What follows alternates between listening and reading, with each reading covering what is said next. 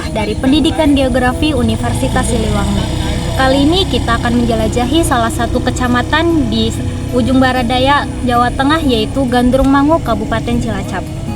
Kita akan melihat bagaimana konsep geografi regional, khususnya region uniform dan region nodal tergambar jelas di wilayah ini. Apa itu region uniform dan apa bedanya dengan region nodal? Mari kita cari tahu. Pertama, mari kita bedah konsep region uniform. Sesuai namanya, uniform berarti seragam. Jadi, region uniform adalah wilayah yang memiliki karakteristik fisik atau sosial budaya yang relatif seragam atau homogen. Coba perhatikan sekeliling kita di Gandrung Mangu ini.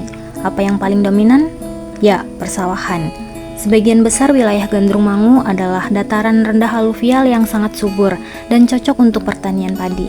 Ini adalah karakteristik fisik yang seragam dan menjadikan Gandrung Mangu sebagai region uniform pertanian.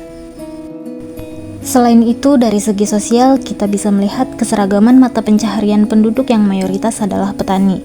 Bahkan arsitektur rumah-rumah penduduk di desa Gandrung Mangu pun memiliki kemiripan yang mencerminkan pola hidup agraris. Keseragaman ini menciptakan identitas khas bagi Gandrung Mangu sebagai lumbung padi di Cilacap bagian barat.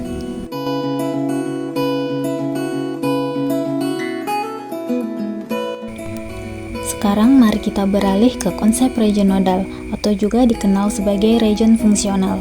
Berbeda dengan uniform, region nodal adalah wilayah yang disatukan oleh fungsi dan interaksi yang berpusat pada satu titik atau yang kita sebut sebagai node.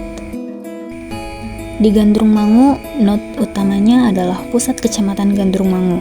Disinilah kita menemukan berbagai fasilitas publik dan pusat aktivitas ekonomi yang melayani seluruh wilayah kecamatan, bahkan hingga desa-desa di sekitarnya.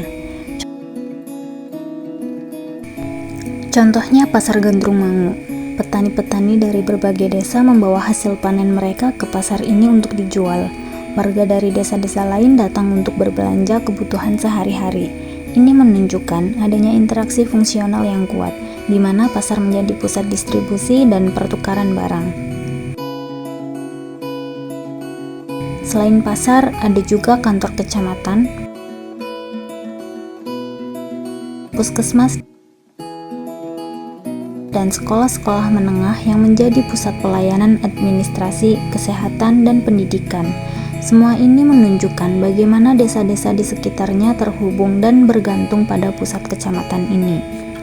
Jaringan jalan yang menghubungkan desa-desa dengan pusat kecamatan juga merupakan bagian integral dari region nodal ini, memfasilitasi pergerakan barang dan jasa.